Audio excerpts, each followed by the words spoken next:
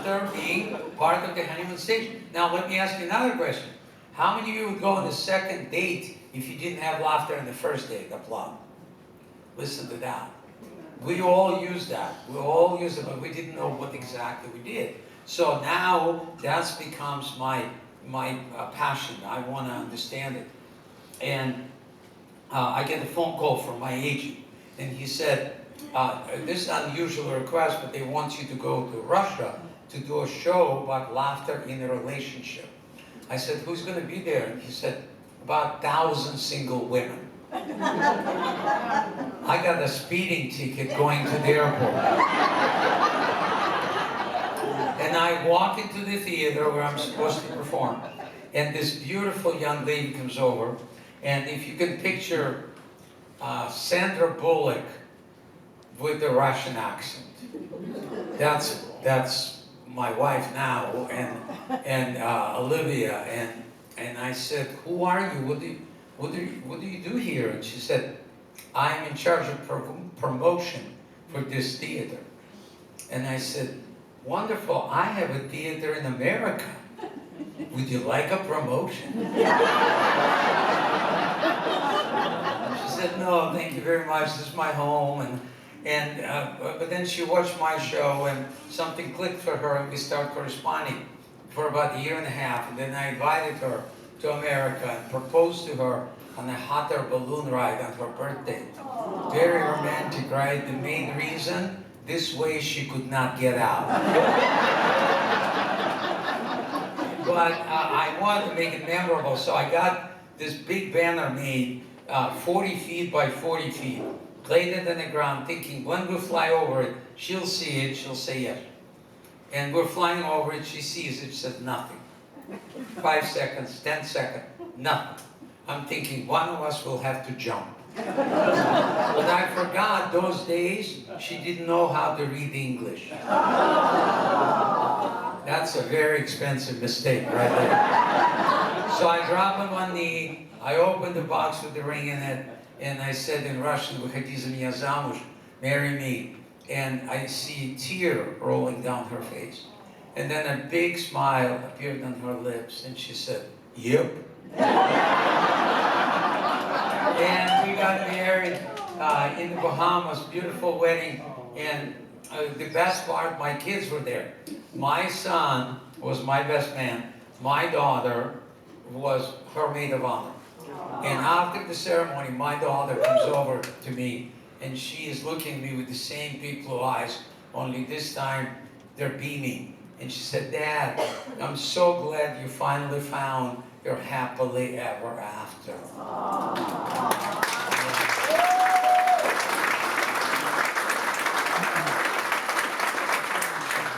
And my son leans towards me and goes, don't forget to rub Olivia more often.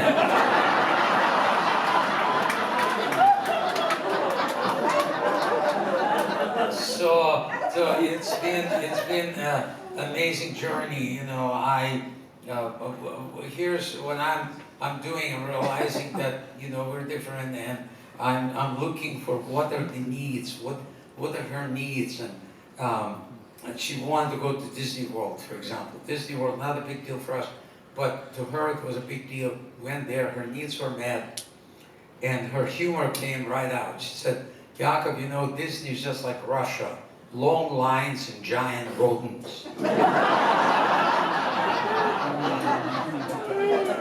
Long line. You didn't hear it? Long lines and giant rodents. For you guys, yeah. So, and my wife, she never smelled a skunk. In Russia, they're not allowed. In Missouri, there's a lot of skunks. So skunk crawls under our house in the middle of the night and squirts. And I wake up to hearing my wife laughing and fanning the blanket. She's going, Yaakov, what did you eat? I said, I ate a skunk. She said, you cooked it wrong. Tomorrow we're vegetarian. adorable, but it's her laughter. I'm totally, and that's why I'm passionate about this, to pass this on to you as well. How do you create it? What do you do? And I think the main reason is men and women are different, and if we are different, then maybe our needs are also different. And women are better to express what they need. I ask Amazon Alexa, what do women need? Then thing would not stop talking for 2 hours.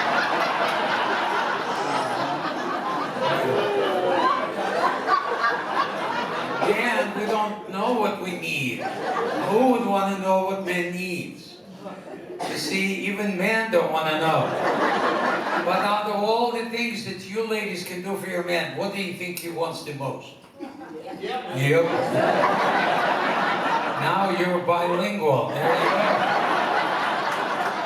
But actually, there's one other thing that we really need is for you ladies to acknowledge us for things that we do for you and the family. In the beginning of the relationship, how we create laughter, because we're meeting those needs, automatically, you know, I'll put the toilet seat down, right? How many of you ladies like it when men puts the toilet seat? Let me tell you a little secret, I never lifted it up. No,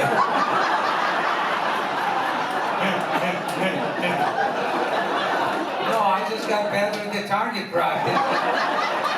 I don't understand why we should keep the toilet seat down. I'm not the one who falls in. Well, when I hear that noise in the middle of the night, that means my wife is trying to climb out.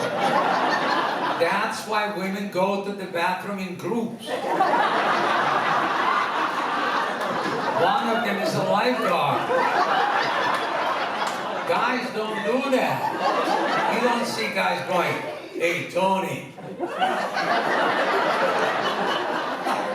I'm going to see Big John. You want to come along? And if a woman goes to a bathroom by herself, she'll make friends in the bathroom. They visit. It's like a club. They say things. It's a beautiful blouse. And those high-heel shoes, they push your breasts right up. Yeah, what I'm talking about. That's where we're facing the wall. If I hear another guy saying to me, nice Wranglers, there's going to be a fight. Or you're in the wrong bathroom. So those are the things that are just different. And men really want to be admired for things that we do for you ladies. We want to be admired for having direction in life, for example. For me, that's very important. I believe that GPS was designed just for me. Because I would not stop and ask for direction. I would go around. I believe Earth is round, eventually we'll get there. And as long as we're making good time, we're not stopping. Thank God for GPS. Now, but it comes with a standard feature. It's woman's voice telling you where to go. You can switch it to man's voice, but then we'll say, you're in the neighborhood, just keep driving. Why is that so important to a man? Because it's in our DNA. When the child is conceived, think about this, there's a female egg. It's stationary. And there are 350 million of those male things swim towards an egg. 350 million. That's population of the United States. And only one makes it. That's the one that did not stop and ask for directions.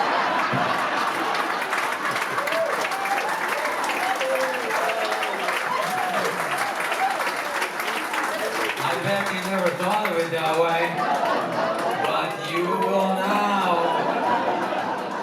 Yeah, so to summarize it for ladies and for gentlemen, you know, it's everybody knows that nothing excites a woman more than a man saying to her, I love you. Not many people know that nothing excites a man more than a woman saying to me, I admire you. and I'll follow you anywhere, even when you don't know where you're going.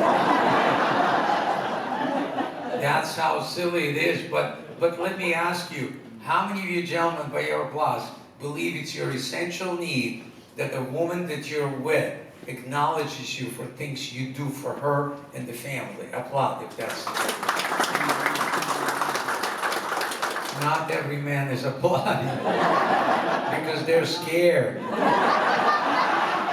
So I'm going to ask the same question from an opposite point of view. Any of you gentlemen disagree with that? Applaud. Ladies, listen to that silence. You used to do it. You wouldn't be together today if you didn't do it. I guarantee you, when he would open the car door for you, remember that? How many of you ladies like it when men opens the car door for you? Applaud. And you know why you did it? Because you would say, you're such a gentleman, thank you so much for doing this, right? And then you stop telling him. And he wants to open the car door for you at 80 miles an hour.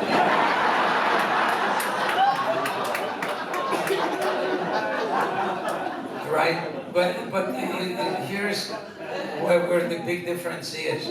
It's not important to you ladies to be acknowledged for what you do, because you do so many things every moment of the day. It would be impossible, right? What's important to you that you're not acknowledged for what you do, but loved for who you are. Kind, beautiful, smart, selfless. Do you realize when the woman is sleeping, only 10% of electrical activity in her brain is shut down? Woman is sleeping 90% alert. That's a scary thought. But it's designed by nature, so in the middle of the night you can hear what?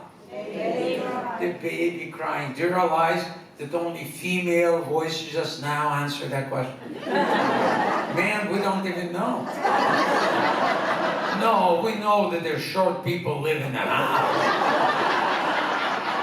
We've seen them around. They bring us Cheetos. We just don't know what they do at night. Because when man is sleeping, 70% of electrical activity in his brain is shut down. At that point, man switches to natural gas.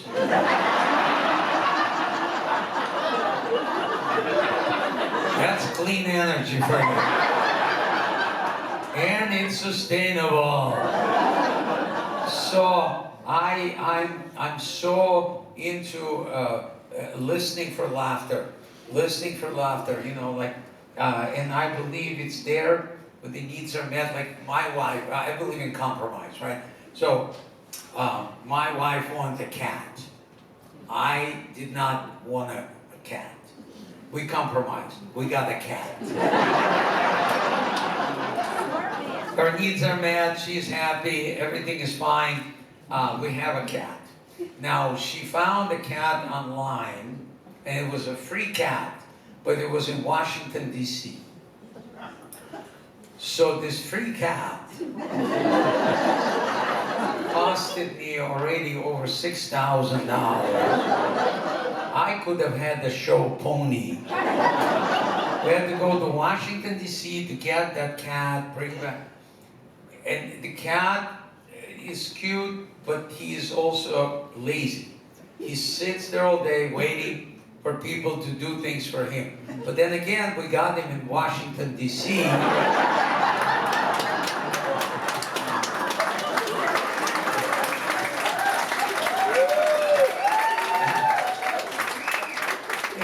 One night, he's sitting on my lap, and all of a sudden I feel something wet.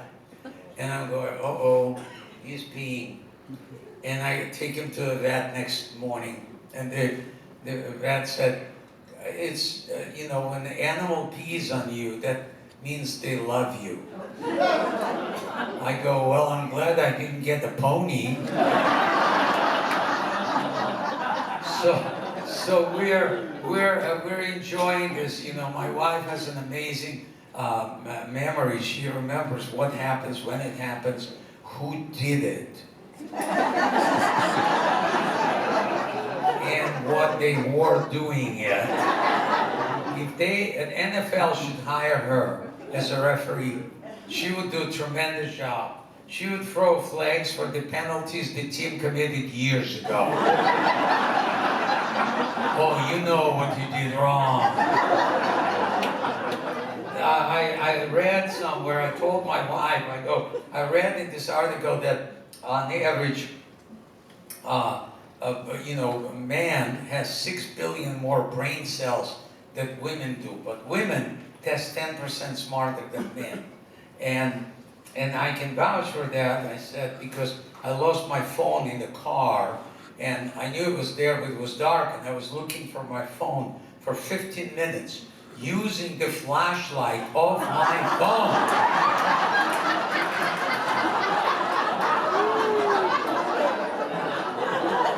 Those brain cells are useless. So I want to be fair to you ladies, and I want to ask you also, how many of you believe that it's your essential need that the man that you're with loves you for who you are? Applaud. Any of you ladies disagree with that? Applaud. Listen to that silence, gentlemen. You used to do that. I guarantee you, you wouldn't be together today. Because you would say how beautiful she was, how kind she was, how loving she was, how caring she was. And then she would show up in a little black dress with high heel shoes. And now she's wearing old pajamas with a t-shirt that says, "I'm with stupid." And we don't even notice it. We forgot we bought it for her. So I know the differences, and I deal with it. Like, for example, my wife has amazing peripheral vision, right? And again, men were hunters, so we're supposed to throw a rock, so we developed tunnel vision. And women stayed with the children, protected them from predators, so they had to see things without turning their heads. So now in the social environment, if a woman wants to check out another guy, she doesn't have to turn her head. She just does this. Man, to see, we have to turn our heads. That's how we get caught. Women's eyes by nature designed like those wide-angle mirrors on the side of the car. That's why to women some objects appear smaller than they really are. In our family, we're using metric system, okay? And the other difference is women speak about 20,000 words on average. Average man, 7. 7,000 words. So by the time I finish my work, I used up all my words. And I'm saving some for emergency, like to order pizza. My wife comes home and she's got, 13,000 words more to go. And I say, "Honey, did you have a good day?" And she goes, "Yep. That would be nice." She said, "No, it was kind of an eventful. I set my alarm for 7:30, but woke up to a sound of a cat in heat at 6:15, reminding me that I need to buy a baby gift for Susie's daughter because she's 8 months pregnant. They should have had her neutered." Talking about the cat, not the girl. And I remember I told you about my car. It was making noise, dumpa-da-dumpa-da-dumpa-da-dumpa. For 2 weeks, dumpa-da-dumpa-da-dumpa-da. And I figured it out. I talked to our neighbors. They said we can replace their mailbox anytime now. And I go to yoga class, and I'm behind this big guy, and there should be a law that you're not supposed to do downward facing dog after eating Taco Bell. And then I go to the nursing home where I volunteer. Then there's a luncheon, and those old guys trying to outdo one another. One says, "Pass the sugar, sugar." And the other says, "Pass the honey, honey." And the third one says, "Pass the tea, bag." And then I go to the supermarket to buy some food, and this guy comes over and he says, can I talk to you? And I said, why do you want to talk to me? And he said, well, I lost my wife in the car, and I know when I talk to a beautiful woman, she shows up out of nowhere. And she did. Can you believe he called me beautiful? And we gotta start eating better, because every time I step on our talking scales, I'm afraid it's gonna say, one at a time, please. I can't help it. I got my mother's thighs. Did my sister get her thighs? No. She's like a truck driver.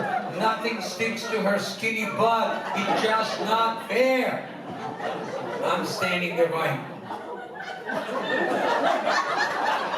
you hit our neighbor's mailbox? So did you have a good day or a bad day? And she said, you didn't hear what I said. I gotta start all over again. And I'm thinking, just shoot me now. But I don't say it. I just go look out the window. Thank you. Good night.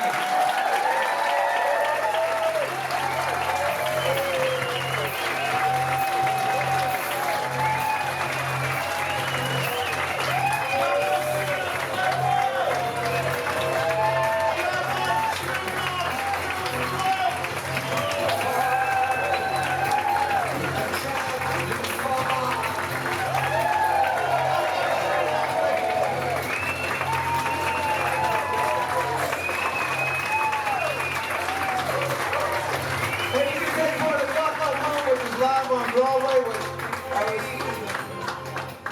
I was just going to say, live on Broadway, that's over in the corner, and also the book American 6 Rubles a Day. We might have to change the title with inflation. I